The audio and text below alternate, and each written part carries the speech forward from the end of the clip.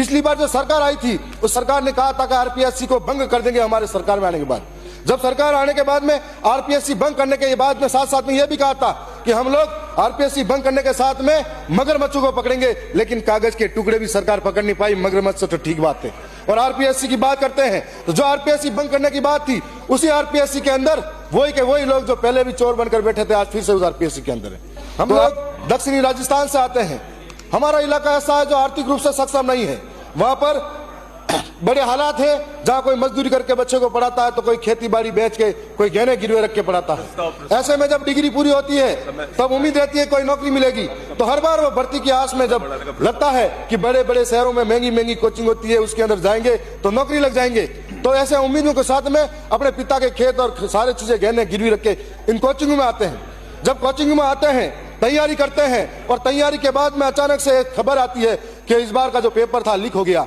जब paper leak होने की बात आ जाती है तो हमारे इलाके के जो स्टूडेंट हैं उनके सपने चूर इसलिए हो जाते हैं कि एक बार मेहनत करके वो एक बार पैसा इकट्ठा करके कोचिंग तक आ पाता है, उसके बाद आ नहीं पाता है।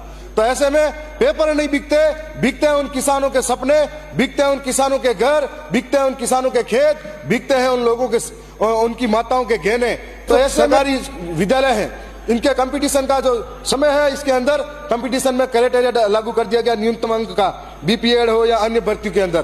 तो अन्य भर्तियों के अंदर हो या बीपीएड हो, इन भर्तियों के अंदर जो न्यूनतम अंक है प्रणाली है उसे कम से कम टीएसपी इलाके के लोगों के स्टूडेंट के लिए तो नहीं करना चाहिए, ताकि वो पहले से आर्थिक रूप से सक्षम नहीं होते हैं और इस कंपटीशन की दौड़ में शहरों के मुकाबले पीछे रह जाते हैं तो वो उस संभल नहीं पाते हैं। तो उनके लिए खत्म होना चाहिए। कि आज ये भी कहना चाहूँ जो बेरोजगार हैं वो कई स्थिति से जूझ रहे हैं। हर साल राजस्थान का एक आंकड़ा है, हर साल 10 लाख नए बेरोजगार पैदा हो रहे हैं। तो सरकार के पास कोई पॉलिसी होनी चाहिए जिसके माध्यम से इनको रोजगार दिया जा सके और पेपर के अंदर जटिलता लानी चाहिए। चतुर्थ श्रेणी का पेपर है, उस पेपर को भी इतना हार्ड दिया जाता है जैसे आरएस का कोई पेपर हो, तो वो कोचिंग में मजबूर हो जाएगा। दूसरी बात, कोई कोचिंग करने के लिए बच्चा जाता है तो पहला एक करियर गाइडेंस होना चाहिए। जब कॉलेज से निकलता हो या 12वीं क्लास से निकलता हो, करियर गाइडेंस के माध्यम से उसे दिशा मिलनी चाहिए कि वो किस तरीके से किस तरफ जा सके ताकि उसके उस दिशा के माध्यम से अपने करियर को बना पाए। और